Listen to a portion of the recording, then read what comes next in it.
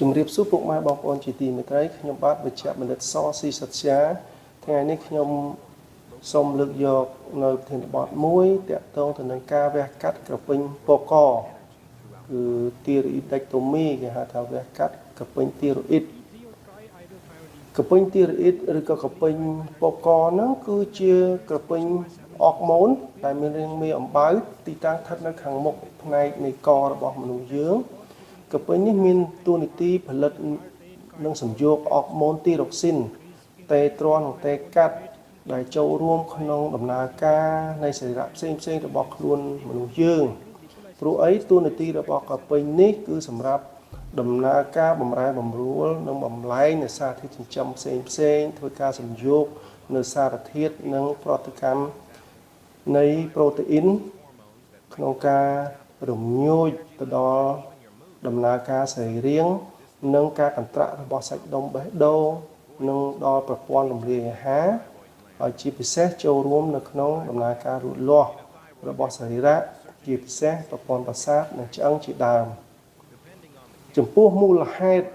ដែលយើងឧស្សាហ៍ជួបនៅក្នុងការអនុវត្តបច្ចុប្បន្នទាក់ទងទៅនឹងការវះកាត់ក្រពេញទីរ៉ូអ៊ីតនេះ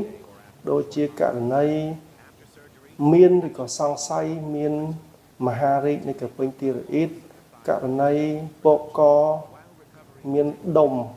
នៅខាងក្នុងក្រពេញគេហៅគាត់នូឌូលែករណីគាត់នឹងធំពេកដែលរំខានសង្កត់ដល់បំពង់អាហារឬក៏បំពង់ខ្យល់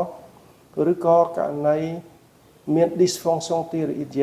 មានន័យថាក្រពេញហ្នឹងមានលើសជាតិពុលជាដើម hyperthyroid នេះជាមូលហេតុដែលយើងឧស្សាហ៍ជួបនៅក្នុងពេលអនុវត្តបច្ចុប្បន្នអ្វីទៅគេហៅថាការវះកាត់ក្រពេញទីរ៉ូអ៊ីតនោះគេហៅទីរ៉ូអ៊ីដេកតូមីនោះគឺជាទម្រង់ការវិទ្យាសាស្ត្រដែលគេធ្វើការវះយកក្រពេញទីរ៉ូអ៊ីតដោយផ្នែកគេហៅ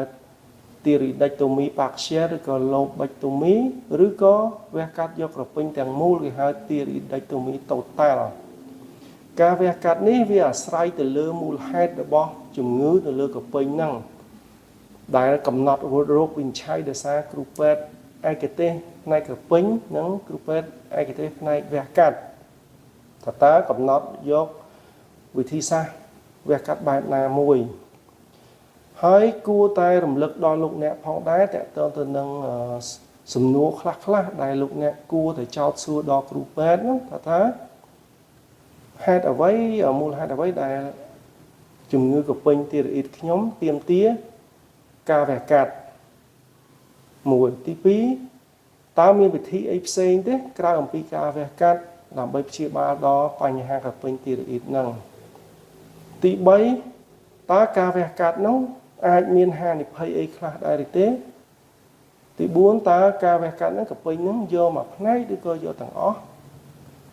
តើក្រោយការវះកាត់ហ្នឹងខ្ញុំត្រូវការប្រើប្រាស់ថ្នាំព្យាបាលអីជាពិសេសដែរឬទេនេះជាសំណួរខ្លះដែលខ្ញុំលើកយកឲ្យលោកអ្នកធ្វើការចងចាំក្រែងជាគំនិតអាចចោទសួរដល់គ្រូពេទ្យបន្ទាប់មកតកតងទៅនឹងតើលោកអ្នកត្រូវត្រៀមរៀបចំយ៉ាងម៉េចខ្លះដើម្បីឈានទៅដល់ការវះកាត់លោកគ្រូពេទ្យអ្នកគ្រូពេទ្យជំនាញផ្នែកក្រពេញនិងវះកាត់នឹងធ្វើការពិនិត្យវាតម្លៃទៅលើស្ថានភាពរបស់លោកអ្នកតាំងពីការសាកសួរអំពីប្រវត្តិអំពីសញ្ញាដែលធ្វើទុកផ្សេងអំពីជំងឺតាក់ទងជាមួយនឹងក្រពេញនិងជំងឺដែលនៅអមជាមួយនឹងអាចឈានដល់ការស្នើសុំធ្វើតេស្តឈាមដែលចាំបាច់ជាពិសេសគឺតេស្តឈាមបញ្ជាក់ពីមុខងាររបស់ក្រពេញទីរ៉ូអ៊ីតតេត្រតេកាត់តេអេសាជាដើមនឹងធ្វើការស្នើសុំការថតឆ្លុះរូបភាពវិទ្យាសាស្ត្រជាពិសេសអេកូដើម្បីមើលពីទំហំនិងសភាពអេកូស៊ូទីរបស់ក្រពេញតើមានដុំពកដុំសាច់ដែលសង្ស័យជាដុំសាច់កាចមហារីកដែរឬទេករណីខ្លះគ្រូពេទ្យនឹងស្នើសុំធ្វើស៊ីតូប៉ុងស្យុងដើម្បីច្រឹបយកសាច់នោះយកទៅវិភាគឬក៏អាចស្នើសុំធ្វើ CT scan ដើម្បីវាតម្លៃអំពីស្ថានភាពរាលដាលនៃដុំសាច់នោះហើយដើម្បីរៀបចំឈានដល់ការវះកាត់គ្រូពេទ្យនឹងស្នើសុំ វាតម្លៃពីស្ថានភាពអេកូបេះដូងឬក៏សួតជាដើមបន្ទាប់មកគ្រូបានលទ្ធផលហើយគ្រូពេទ្យនឹងពន្យល់យើងថាតើសភាពជំងឺនឹងទាមទារវះកាត់របៀបម៉េចយកមួយផ្នែកឬយកទាំងអស់ក្រោយវះកាត់ត្រូវការតាមដានយ៉ាងម៉េចខ្លះបន្ទាប់មកទៀតគ្រូពេទ្យនឹងឲ្យលោកអ្នកទៅជួបជាមួយនឹងគ្រូពេទ្យឯកទេសសណ្ដំព្រោះឯការវះកាត់នេះត្រូវការដាក់ថ្នាំសណ្ដំគេហៅសន្លប់ anesthesia general ក្រោយពីបានព័ត៌មានអស់ទាំងក្រុមគ្រូពេទ្យវះកាត់និងក្រុមគ្រូពេទ្យសណ្ដំលោកអ្នកនឹងក្រុមគ្រួសារនឹងធ្វើការអនុញ្ញាតរឹតមេដៃលើកិច្ចសន្យាវះកាត់ចំពោះលទ្ធផលនិងផលវិបាកដែលអាចកើតមានជាទៅបើក្រុមគ្រូពេទ្យឯកទេសមានបទពិសោធន៍ត្រឹមត្រូវធ្វើការនៅក្នុងមន្ទីរពេទ្យធំនិងស្ថាប័នទាំងឯកជននិងរដ្ឋនោះគាត់មានជំនាញគឺមិនសូវជាជួបផលវិបាកអីទេអាចមានករណីខ្លះដូចជាការហូរឈាមខ្លាញ់មុខរបួសករណីដែលដុំនឹងស្អិតធំនោះអាចប៉ះពាល់ដល់សរសៃសំឡេងអាចធ្វើឲ្យស្អកអីជាដើមករណីដែលដុំនោះដែលយើងវះកាត់ធំរហូតដល់គៀយកកូនកដោនោះវាអាចប៉ះដល់ក្រពេញប៉ារ៉ាទីរ៉ាអ៊ីតដែលធ្វើឲ្យថយចុះនៃកម្រិតកាល់ស្យូមក្នុងឈាមចឹងហើយបានក្រោយការវះកាត់អ្នកជំងឺដែលវះកាត់យកក្រពេញទាំងមូលត្រូវការប្រើថ្នាំ Levothyroxine មួយជីវិតឬក៏អ្នកដែលយកទៅដល់ក្រពេញប៉ារ៉ាទីរ៉ាអ៊ីតនោះអាចប្រើប្រាស់កាល់ស្យូម supplémentaire មួយជីវិតដែរចំពោះរយៈពេលនៃការស្នាក់នៅមន្ទីរពេទ្យនោះជាទៅ3ថ្ងៃរីឯមុខរបួសជាទៅយើងដេធ្នេហូតឬក៏ធ្នេដែល